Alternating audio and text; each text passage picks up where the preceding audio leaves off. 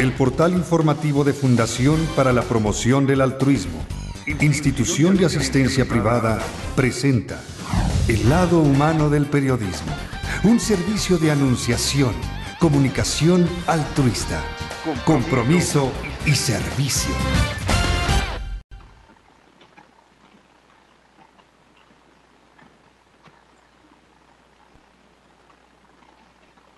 Saavedra y Naraja.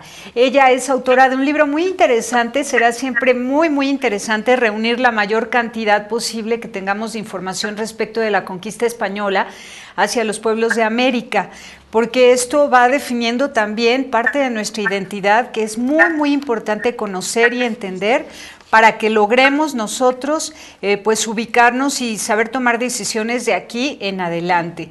Una vez identificando quiénes somos desde las culturas prehispánicas y luego la mezcla con los españoles y el haber engendrado en nuestro corazón la fe cristiana, pues todo eso nos va perfilando. El libro que ella escribió recientemente es La Forja del Nuevo Mundo, lo editó Editorial Secotia. ¿Cómo estás, María? Buenos días. Buenas tardes en España. Buenas tardes, efectivamente. ¿Cómo estás tú y todos los mexicanos que quiero yo tanto? Pues ya veo que nos quieres mucho. Has escrito un gran libro sobre la historia de la conquista española a los pueblos de América. Efectivamente, y es porque tengo una pasión por América, pasión por todo lo americanista, y era un libro que, bueno, llegamos a un acuerdo la editorial y yo, teníamos unas metas muy claras, y ahí está. Muy bien. Entonces, ¿Qué países de América has visitado? He visitado de Sudamérica solo. Todavía tengo la asignatura pendiente de ver México, porque he estado en Perú, en Argentina y en el Uruguay. ¿Qué es lo que has observado, independientemente de lo que después has investigado y escrito? A golpe de vista, ¿tú qué sientes? ¿Notas la herencia española? ¿Notas todavía una gran fortaleza indígena? Pues como precisamente lo que he conocido son la zona rioplatense, donde la presencia indígena es mínima, y la zona andina, donde hay mucho indígena todavía, sinceramente, mi primera impresión es estoy en casa, cuando voy a las grandes capitales, sobre todo, ¿no? Sí. Por lo que veo y sobre todo por la gente. Yo tengo anécdotas muy bonitas de cómo me han tratado muy bien, tanto en Lima como en Cuzco, en cualquiera de las ciudades que he visitado, pero luego a la vez la riqueza enorme de esta población indígena que comparte con nosotros muchas veces una lengua, además de tener la suya propia, y con los que también me siento en casa, también porque me he pasado la vida estudiando esto, ¿no? Entonces es distinto estudiarlo desde aquí, desde España, a llegar a viajar allí, verlo allí y ver pues que por lo menos muchas cosas las entendemos igual. Para mí fue una experiencia increíble estar en Cuzco, en una misa en la que las oraciones eran en quechua. Entonces yo creo que eso es como uno de los elementos con los que yo más a gusto me siento, porque es fruto de ese mestizaje en el que perviven elementos indígenas, como puede ser la lengua quechua, pero compartimos una fe, compartimos una serie de elementos en los que el espíritu es el mismo, aunque las formas sean, gracias a Dios, tan diferentes. Claro, ciertamente aquí en México hay todavía 60 etnias y muy fuertes y sólidas, pero ciertamente que han asumido la religión católica. Entonces, en eso hay coincidencia, ¿no? Ahora, cuéntame, ¿tú eres historiadora? Sí, soy historiadora de América, o sea, hice historia en la Universidad Complutense, me doctoré en Historia de América y mi trayectoria inició precisamente estudiando las poblaciones prehispánicas del Perú. Yo pensaba dedicarme al mundo inca. Lo que pasa es que también a medida que fui creciendo profesionalmente, académicamente, empecé a ver cada vez más que no tiene sentido estudiar o solo lo de allá o solo lo de acá, y que el mestizaje, o sea, esa fusión de elementos es lo que me estaba atrayendo. Y claro, esa fusión de elementos pasa necesariamente por el tema de la evangelización. Y ese es el origen de este libro del que estamos hablando ahora, ¿no? Que además tiene un título que me parece que refleja muy bien el contenido, que es La Forja del Nuevo Mundo, porque es eso, es forjar un nuevo mundo, pero que se forja en América y se forja en España también. O sea, España no es lo mismo después de haber conocido América. A ver, esa parte de la historia no la conocemos. Cuéntanos. Pues yo creo que España se hizo más grande, aunque más pobre también, con el descubrimiento de América. De España sale lo mejor que tiene, que en el siglo XVI era la civilización grecolatina y la fe cristiana. Y sale y necesita expandirse. Que los medios no siempre fueron los correctos, eso yo creo que es evidente, pero que el espíritu que había detrás de lo que se llevó a cabo es profundamente católico, y por tanto la palabra católico es universal, es decir, es trasladar allí lo que en la vieja Europa se había construido en 15 siglos. Había dos intenciones, no, perdón que te interrumpa, había dos intenciones, una era comercial o de poderío, de extender su reino, y otra era ciertamente a través de las órdenes religiosas evangelizar y defender los derechos humanos de los indígenas. Efectivamente, había una primera, en realidad el primer objetivo era descubrir una nueva ruta, lo sabemos todos, y era simplemente ampliar el comercio, más incluso que conquistar, colonizar, pero bueno, estamos en una época en que la incorporación a los territorios que no estaban gobernados por un gobernante cristiano, era de alguna manera lo natural, era que pasaran a formar parte de las distintas monarquías cristianas. Entonces, cuando lo que se dan cuenta desde España, perdón, que me ha salido una cosa en el ordenador, cuando en España, ya está, ¿me veis, verdad, Tere? Sí, te ves muy bien. He leído algo. Cuando los reyes católicos, Isabel y Fernando, se dan cuenta de que aquello no es solo una ruta más, sino que es un continente y por lo tanto unas poblaciones que no han oído hablar de Cristo, se plantea la incorporación política, se plantea la explotación económica de esas tierras, pero al mismo nivel se plantea la evangelización, porque además una cosa no va sin la otra. Es decir, si hubiera sido en otro lugar, otra potencia, pues probablemente habría pasado por incorporar las tierras y esclavizar a esa población.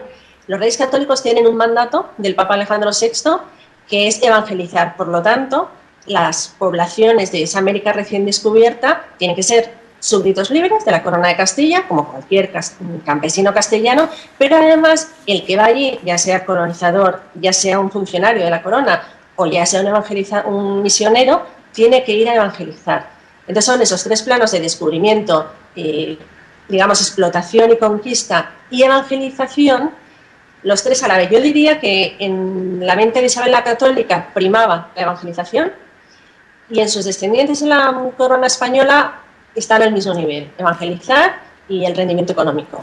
Y sin embargo, la violencia que hubo, algún sometimiento forzado a asumir la religión católica o la obediencia a la corona española, ¿esto de quién vino? ¿Eran personas oportunistas o era parte de una estrategia?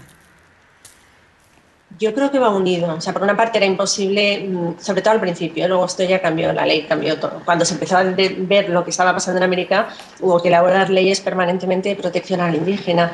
Pero va todo unido. Una conquista es imposible, al menos como se entendía hasta entonces, la incorporación de un territorio es imposible sin conquista militar. Estamos hablando del siglo XV, no del siglo XIX o del siglo XX.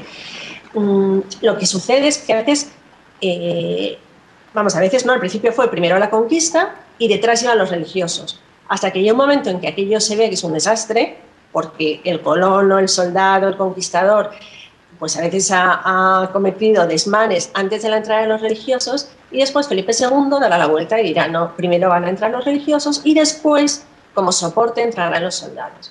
De hecho, hay, por ejemplo, una cosa muy interesante que poca gente sabe, cuando Hernán Cortés, ¿no?, que fue a México, él tenía en la cabeza, pues como lo tenía cualquier hombre del Renacimiento europeo.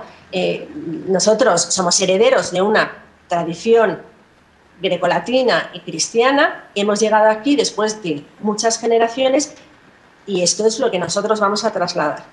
Entonces, Hernán Cortés en muchas ocasiones se portó con mucha violencia con la imaginería, la iconografía religiosa de los pueblos a los que iba sometiendo. Y con él iba un mercenario, el padre Olmedo, que le decía, ese no es el camino, ese no es el camino. Entonces, en este caso fue el propio religioso que trató de frenar el ímpetu aparentemente espiritual de Cortés, ¿no?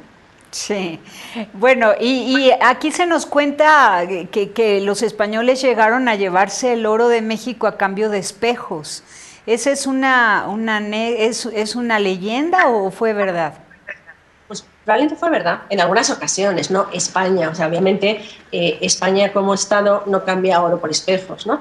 Pero sí es verdad que estábamos ya en el 16, en el siglo XVI, una época en la que se valora es la riqueza del metal precioso, y efectivamente cuando ven que al indio le atrae el poblador originario, ¿no? Como se les quiere llamar ahora, le atrae un espejo y en cambio aparentemente no dan tanta importancia al oro, hacen ese trueque, ¿no? En el que lógicamente los españoles salen ganando. Pero esto yo creo que son más, digamos, anécdotas del principio, que por otro lado, al ser conocidas desde España, lo que genera es una reacción muy fuerte, muy contundente de la corona en cuanto a la legislación de protección al indígena. Y ahí sí que sus grandes aliados son los religiosos, sin duda. Muy bien. Ahora, nos decías que España también había cambiado a partir de la conquista de estos pueblos. También algo pasó con la personalidad, digamos, de España. Vamos a un corte y regresamos con eso. Volvemos. Estupendo.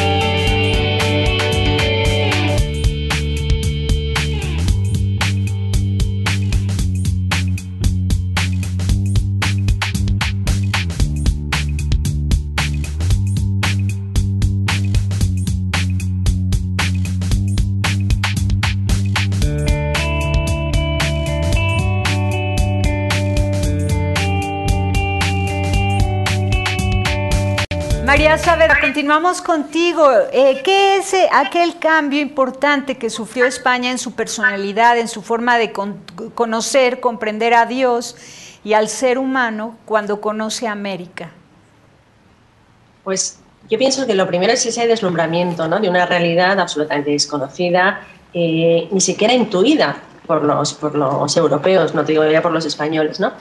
Pero luego al llegar allí, claro, el español tiene que sacar de dentro, tanto el español que viaja a América como el español que se queda en la península, tienen que sacar de dentro, digamos, elementos, incluso virtudes, que hasta ahora no había sido necesario poner en práctica, ¿no?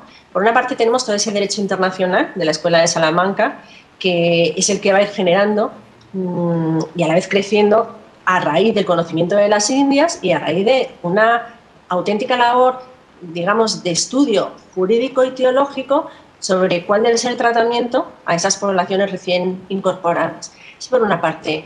Y luego, por otra parte, y a mí esto es con lo que he disfrutado mucho en el libro, España crece como nación y se enfrenta a retos que no había tenido y los desempeña, pues, unas veces de una manera correcta, otras veces de una manera más incorrecta. Creo que el espíritu de fondo de la corona y de los que fueron fieles al espíritu de la corona, que también los hay, es de crecimiento y de acogida a esa nueva realidad. Claro, el mestizaje se produce inmediatamente. Entonces, poco a poco, los españoles, claro, ya son españoles de los dos mundos, porque no es ahí están aquellos que vamos a explotar, pero ahí se quedan y nosotros nos beneficiamos, no, es que España va allí y quiere llevar allí sus universidades, sus ciudades, sus hospitales, entonces se crea toda esa red educativa, toda esa red, digamos, de asistencia social, que va desde el hospital hasta las casas de acogida para niñas, para madres solteras, ¿no? Entonces todo eso genera un crecimiento espiritual muy grande en la propia España, ¿no? Sí, claro. Y por otra parte, sí. Sí, y yo quería decirte, este descubrimiento de que estos otros seres humanos también tenían alma, ¿cómo lo interpretas ahora, en el siglo XXI, retrospectivamente? ¿Qué clase de religión tenían en realidad los españoles en aquella época para que no pudieran entender que todos los seres humanos pues tienen alma, ni siquiera hay que cuestionarlo? El decir, Claro, verdaderamente estos son seres humanos y tienen alma, es una declaración muy fuerte. ¿Hasta dónde habían entendido la palabra de Dios? ¿Se había conocido bien el Evangelio o qué pasaba? se había conocido bien, pero dentro de que estamos hablando de un mundo bastante analfabeto. Es cierto que estábamos en pleno renacimiento, pero también es cierto que el número de personas que leen, escriben y tienen acceso a una formación más sólida es mínimo. Pero yo creo que sí hay una real comprensión de la dignidad de la persona humana. El tema de cuando llegan a América, si tienen alma, si no tienen alma, se discutió muy poquito tiempo, mucho menos del que a veces pensamos. De hecho, también desde México y Centroamérica para mí tiene una importancia fundamental a la hora de desarrollar ese derecho de gentes, ese derecho de protección a las distintas personas, ¿no? Porque tenemos personajes como Fray Pedro de Córdoba en la española y luego en México tenemos tres personajes, yo creo, fundamentales, que son Fray Julián Garcés, el obispo Palafox y Vasco de Quiroga, ¿no? Entonces, Fray Julián Garcés, que fue obispo en México, en los años 30 del siglo XVI, escribe una carta al Papa pidiéndole que, por favor, que determine de una vez por todas y que diga a la Iglesia Universal que los indios americanos son personas y, por lo tanto, tienen derechos, los privilegios y la dignidad de cualquier otra persona cristiana en el resto del mundo. Esto es del año 1537. Es decir, es una época tempranísima. Por tanto, hay mucho mito en torno a la discusión si eran animales, si eran hombres, si tenían alma, ¿no? Pero eso quedó zanjado relativamente pronto. Claro, y fue una buena experiencia de encuentro con la realidad, ¿no? Dios ha creado seres humanos por todo el planeta. ¿Qué otros pueblos conocían los españoles antes de llegar a América?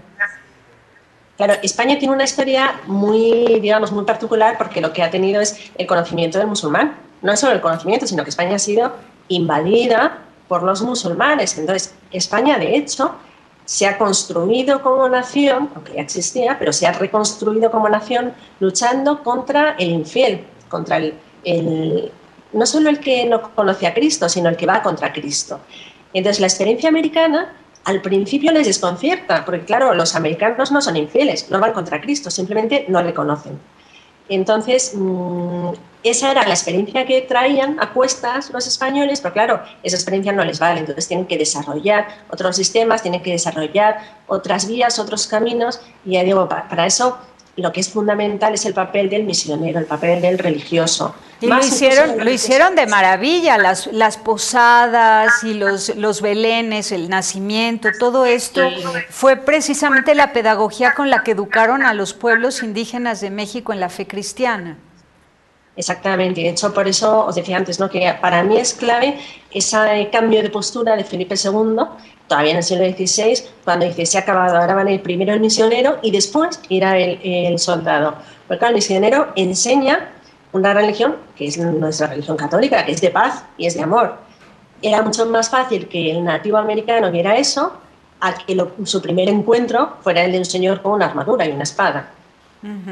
Claro. Y luego esos misioneros también son los que ponen en marcha, como os decía antes, hospitales. Cada vez que se construye una ciudad, lo primero es el hospital, la iglesia y nombrar al patrón del pueblo, ¿no?, al santo patrón.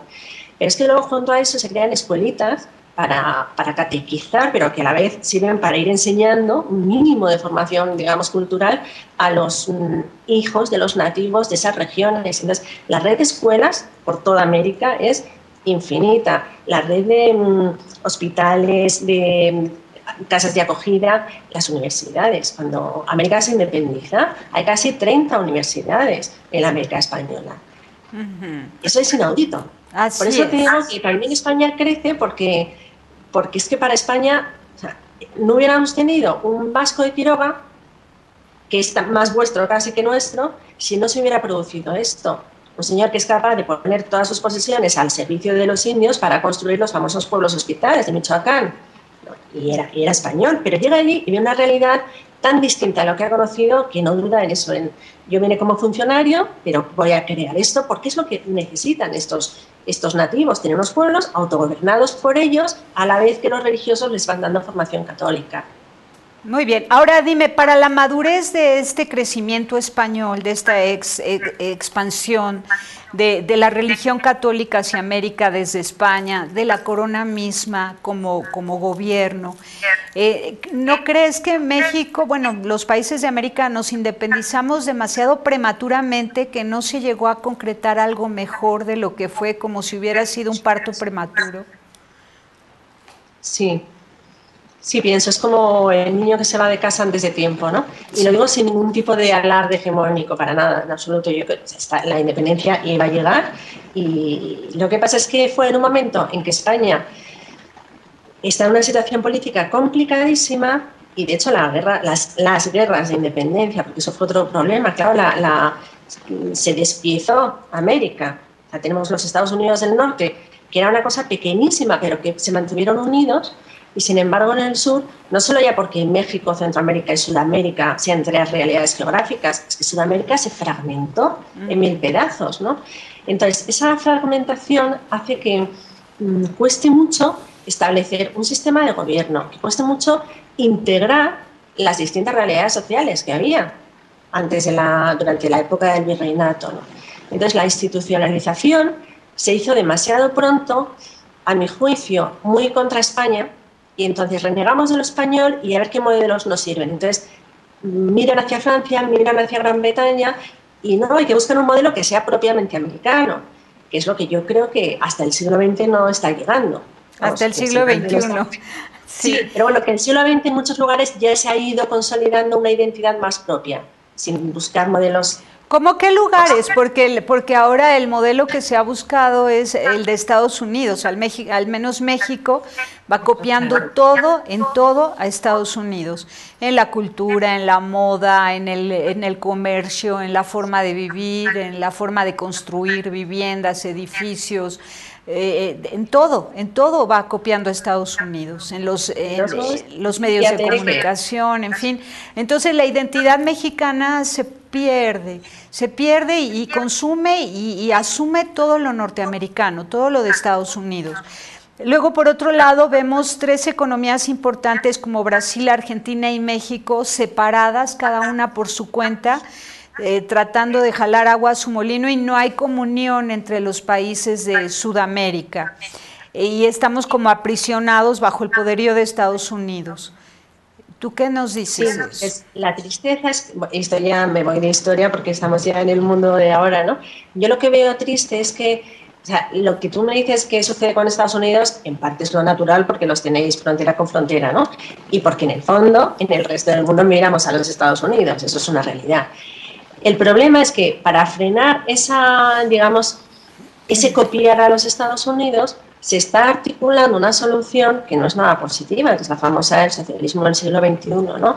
Que tiene un caldo de cultivo muy fuerte en los países con mayores desigualdades sociales, ¿no? Entonces, pues ese eje que inició Castro en su día, que continúan Venezuela, Ecuador va camino, Argentina no se sabe muy bien. Argentina, tú me decías, una de las economías más fuertes, pues desgraciadamente ya no lo es. Y si no se arreglan, la cosa no la tienen muy bien, la verdad. Eso es mi punto de vista, ¿no? Pero creo que lo comparto con muchos argentinos.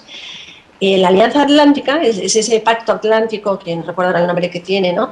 Que incluye estáis México, Ecuador, Perú y no me acuerdo qué otro más. Ese tipo de pactos van a ayudar bien Sudamérica a reencontrarse consigo misma, que es algo que se trabajó mucho a principios del siglo XX.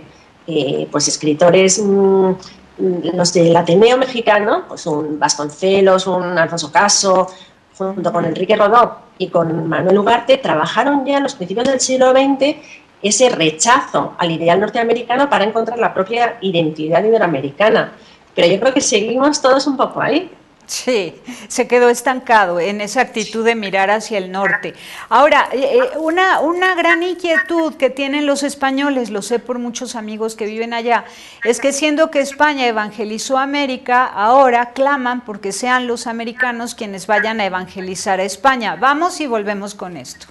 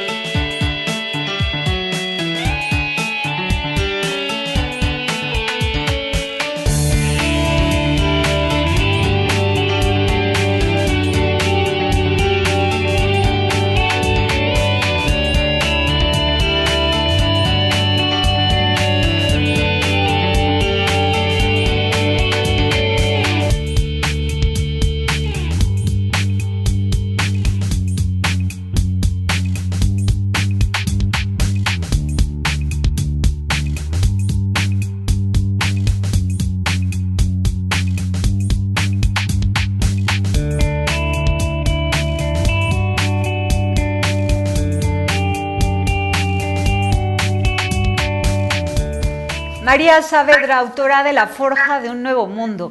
Dinos, ¿qué necesita ahora España para recuperar la fe que predicó en los países de América? Pues necesita eso que tú me decías antes que os pasa a vosotros, dejar un poco de mirar hacia afuera. Nos hemos dejado arrastrar por un proceso de secularización que lleva 2 siglos en Europa, pero que de alguna manera en España ha aprendido los últimos 30, 40 años. Y en ese sentido, yo las veces que he estado en América veo una espiritualidad, no digo ya, ¿cómo decir?, una práctica, sino una espiritualidad de la que nosotros tenemos mucho, mucho que aprender, ¿no? Ese hablar de Dios sin complejos. Me ha pasado pues, tener que tomar un taxi o subirme a un colectivo y allí la gente habla de Dios con una naturalidad aplastante. En España parece que nos da un cierto complejo y como que esto es una cosa superada y de hecho, yo recuerdo al arzobispo de Madrid decir en algún acto general, las parroquias se están volviendo a llenar gracias a los latinoamericanos que están viniendo a vivir a Madrid, ¿no? Y también en ese sentido yo creo que es un regalo de Dios que ahora mismo, bueno, como todos, ¿no?, tengamos un papa latinoamericano.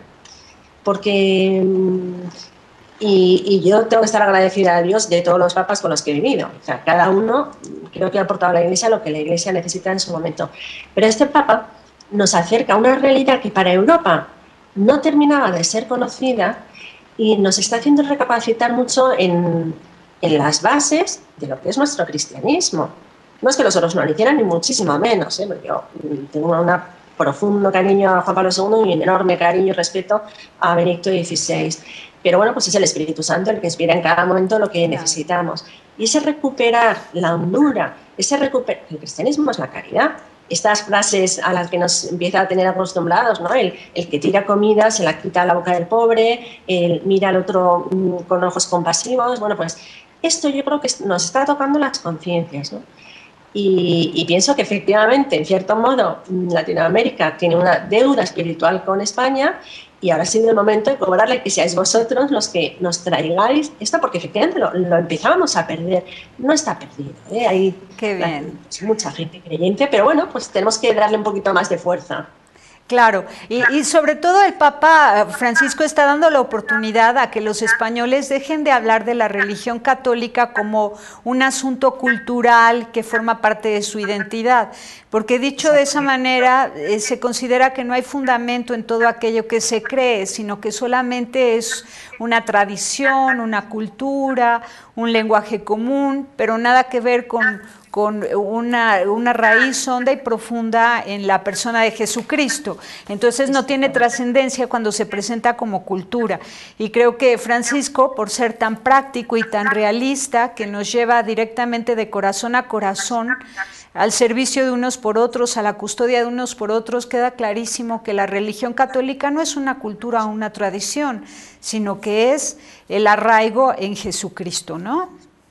Exactamente. Y en eso es verdad que es volver a lo que se intentó llevar allí en el siglo XVI, porque quizá en ese sentido lo tenían ellos más claro. De ahí todas esas devociones, todas esas prácticas que hoy podemos ver, pues desde las cofradías hasta las procesiones, la imaginería religiosa. Podemos ver que, bueno, pues aquello era una cosa más externa que interna, ¿no? Aquello brotaba del corazón. Lo que pasa es que antes rezaban con imágenes y necesitaban, digamos, un aparato exterior, precisamente porque no leían, pero eso no quiere decir que la fe sea menos profunda. Entonces, el Papa nos está haciendo recuperar otra vez la profundidad de nuestra fe, que es ese encuentro personal con Cristo y que tiene que manifestarse, igual que hace 3, 4 siglos se manifestaba en que me quito la capa porque se la doy a este que no tiene nada y vendo todo lo que tengo para construir una iglesia o para construir un hospital, pues ahora yo creo que nos está golpeando mucho las conciencias, ¿no? Y recuperar el sentido primitivo, el cristianismo, lo auténtico. Muy bien. ¿Qué hubiera sido lo idóneo que sucediera en América antes de desprenderse de España? ¿Qué tenía que haber pasado? ¿Qué hubiéramos tenido que esperar todos los americanos antes de la independencia? ¿O qué debió haber madurado muy rápido España antes de soltarnos tan fácilmente? Esa pregunta es complicadísima. Ya sé. Pero no, es interesantísima, por eso es complicada, ¿no?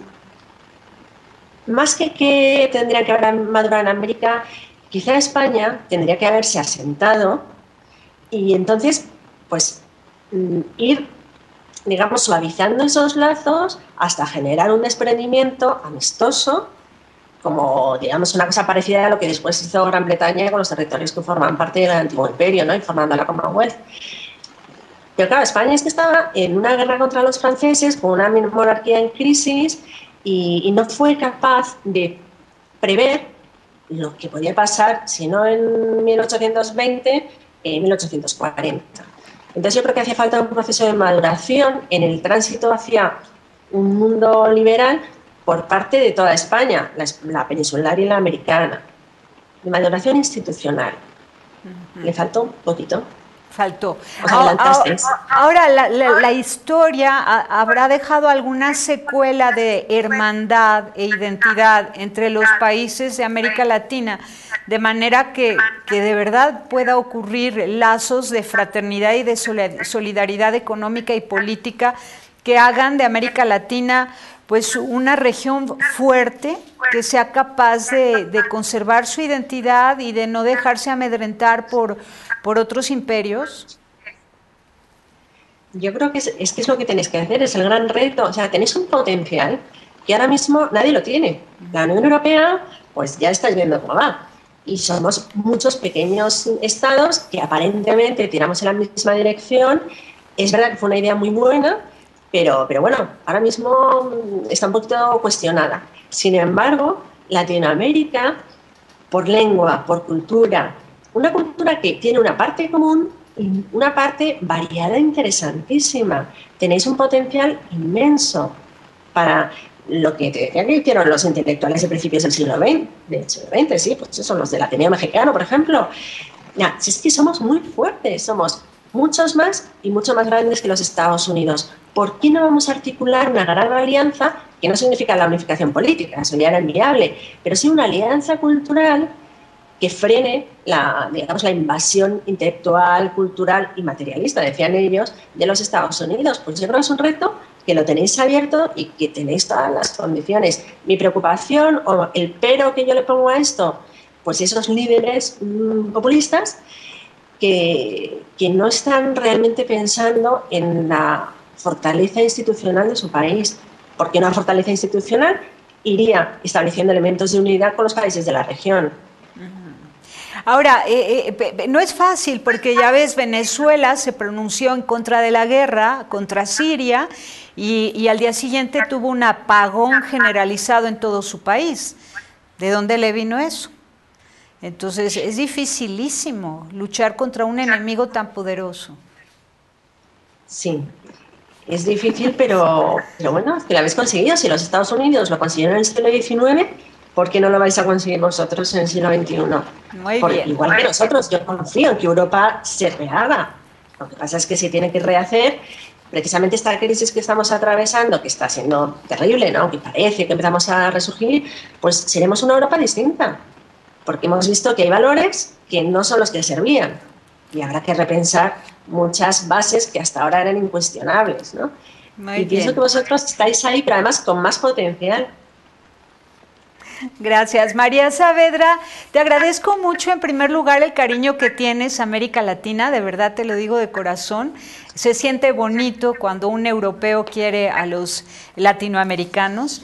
Te agradezco que reconozcas el gran potencial de América Latina. Nos anima muchísimo que una doctora en historia desde España haya buscado el camino para conocer bien América Latina y poder escribir sobre nosotros. Huellas de la Iglesia Católica en América, la forja del nuevo mundo, de Editorial Secotia. Es un libro que se antoja leer y lo vamos a buscar en Criteria Club a través de internet para poderlo obtener y tener aquí en México circulando. Te agradezco muchísimo, María. Un abrazo muy fuerte. Muchas gracias a vosotros, Esther, y un abrazo muy fuerte para todos, de verdad. Y hasta pronto, ¿eh? Gracias, hasta pronto. Hasta pronto. Hasta luego. Pásela bien haciendo el bien. Hasta la próxima. Sí hay soluciones. Aquí, en el portal informativo de Fundación para la Promoción del Altruismo, Institución de Asistencia Privada. El lado humano del periodismo. Un servicio de anunciación, comunicación altruista. Participa en Facebook. En Todo México Somos Hermanos. Y síguenos en Twitter, @Todo México Somos.